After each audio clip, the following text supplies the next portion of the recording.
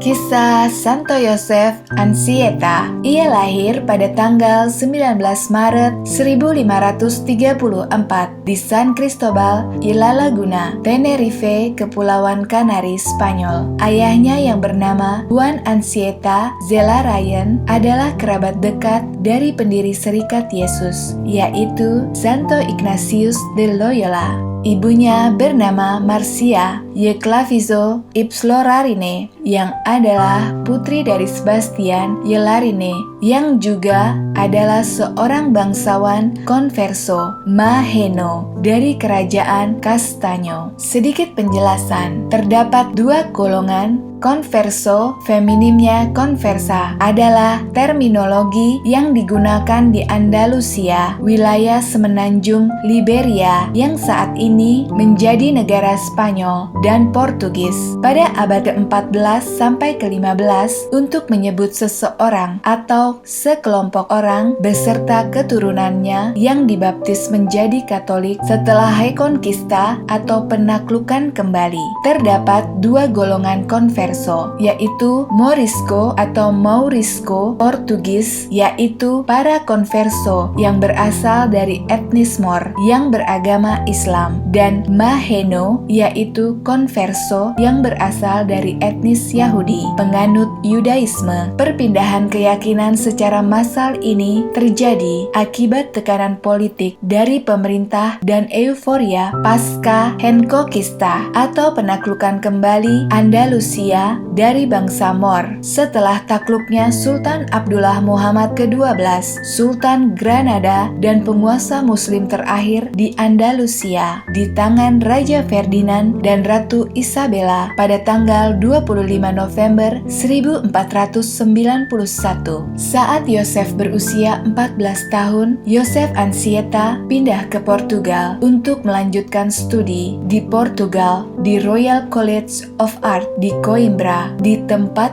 inilah Yosef merasakan panggilan Tuhan untuk menjadi seorang misionaris. Karena itu, setelah menamatkan studi di sekolah menengah, Yosef kemudian melamar ke Serikat Yesus dan diterima di Seminari Tinggi Yesuit di Coimbra pada tanggal 1 Mei 1551. Pada masa novisiat, Yosef menjalani laku silih yang amat berat dengan berpantang secara berlebihan hingga kesehatannya kemudian terganggu, yang membuatnya menderita radang tulang punggung hingga menderita sakit berkepanjangan dan tulang punggungnya terlihat bungkuk. Pada tahun 1553, Yosef Ansieta termasuk di antara para misionaris Yesuit gelombang ketiga yang dikirim oleh Serikat Yesus ke koloni Portugis di Brazil. Para pembesar biaranya mengharapkan iklim yang sejuk di Amerika Selatan agar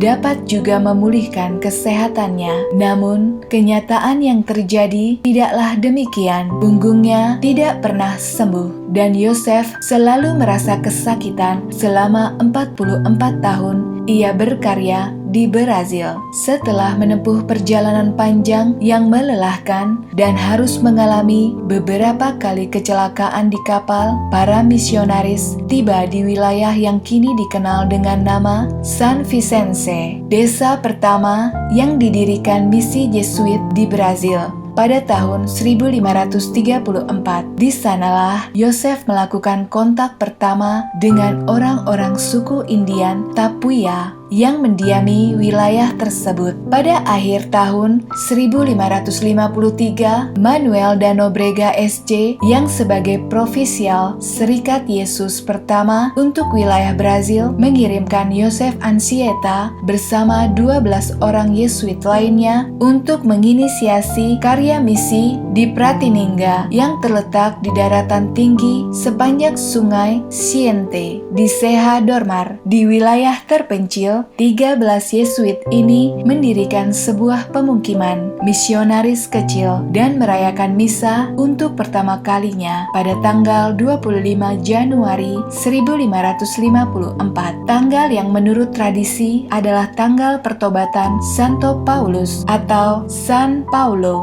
dalam ejaan Portugis. Sejak saat itu pula, Piratiniga dikenal sebagai San Paulo, dan pada tanggal 25 Januari dirayakan sebagai hari berdirinya kota tersebut. Saat ini, San Paulo adalah kota terbesar di Brasil dan di belahan bumi selatan. Kota ini juga merupakan wilayah metropolitan terbesar ke-7 di seluruh dunia. Dari San Paulo, para Yesuit mulai berkarya di antara suku-suku Indian. Mereka mulai mengajar katekise dan membaptis penduduk pribumi dalam nama Yesus Kristus. Selain itu, mereka juga berkarya dalam bidang pendidikan dan berbagai karya amal kasih lainnya. Di masa ini, Romo Yosef diketahui mengajarkan bahasa Latin pada suku Indian dan mulai mempelajari juga bahasa Indian Tupi, dan ia juga berhasil menyusun kamus buku tata bahasa Indian Tupi. Karya para Yesuit ini berkembang sangat pesat hingga beberapa tahun kemudian didirikannya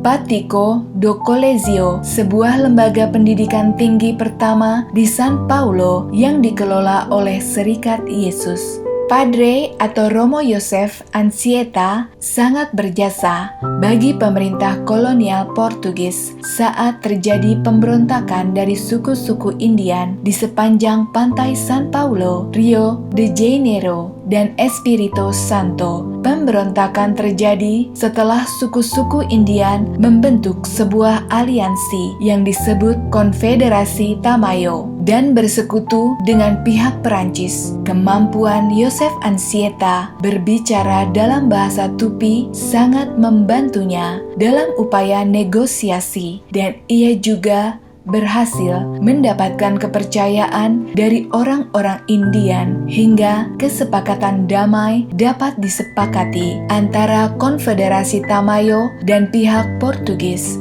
Dalam masa ini, Romo Yosef pernah disandera selama 5 bulan oleh pihak Tamayo. Selama dalam tahanan, ia menyibukkan diri dengan menulis puisi dalam bahasa Latin untuk menghormati kesucian Bunda Maria. Karena tidak memiliki perlengkapan menulis, Yosef menulis puisi tersebut di pasir basah dan menghafal baris demi baris puisi tersebut. Ketika akhirnya ia dibebaskan, Romo Yosef berhasil menyalin kembali sebanyak 4.172 baris puisi ke atas kertas. Misionaris Romo Yosef ini tercatat sukses dan membawa seluruh anggota suku Indian Maramomis ke dalam iman Kristiani. Ia juga mengubah sandiwara yang dimainkan oleh murid-muridnya dan menuliskan naskah sandiwaranya dalam bahasa Latin, Spanyol, Portugis, dan bahasa Indian Tupi. Karena naskah dramanya adalah yang pertama ditulis di Brazil, Romo Yosef Anchieta dinyatakan sebagai Bapak Sastra Brazil. Pada tahun 1570, Romo Yosef Anchieta terpilih menjadi Provisial Serikat Yesus wilayah Brazil, menggantikan mentornya Manuel do Nobrega yang baru saja tutup usia. Di tahun itu juga, misi Yesuit Brazil mendirikan sebuah perguruan tinggi di Rio de Janeiro. Meskipun kesehatannya tidak pernah prima dan punggungnya sering sakit, selama 10 tahun berikutnya, Romo atau Padre Yosef Anchieta terus melakukan perjalanan ke Rio de Janeiro, Bahia, Espírito Santo, dan San Paulo demi mengkonsolidasikan karya misi Yesuit di Brazil. Pada tahun 1577, Superior Jenderal keempat Yesuit, Everard Mercurian, menunjuk Anchieta sebagai Superior Serikat Yesus di Brazil. Seiring kesehatannya yang semakin memburuk, pada tahun 1591, Romo Yosef Anchieta memutuskan untuk mengundurkan diri dari jabatan dan tugas-tugasnya. Ia menyepi ke biara Serikat Yesus di Heriquiba, Espírito Santo, Brazil, dan hidup dengan tenang dalam keheningan biara tersebut sampai ia tutup usia pada tanggal 9 Juni 1597. Padre Yosef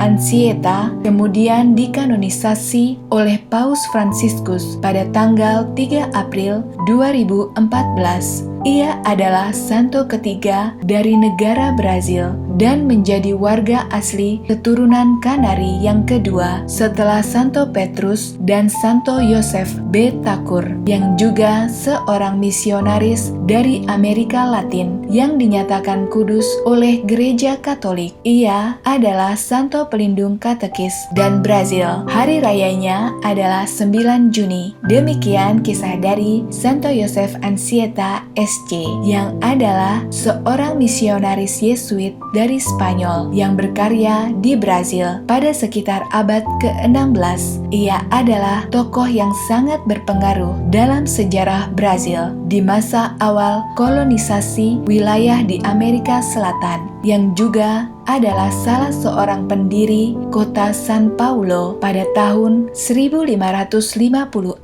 dan kota Rio de Janeiro pada tahun 1565. Semoga kisah ini bisa menginspirasi kita semua. Sampai jumpa lagi bersama saya, Benedikta. Salam sukacita.